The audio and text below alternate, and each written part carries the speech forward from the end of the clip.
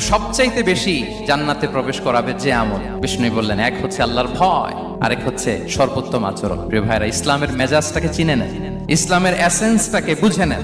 আমরা ভালো আচরণকে গুরুত্ব দিতে চাই না।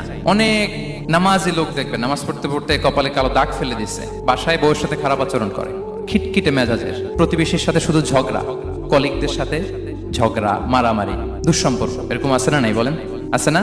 কিন্তু নামাজি, অনেক বড় হাজি, একদিনও কোরআন তেলাওয়াত মিস হয় না।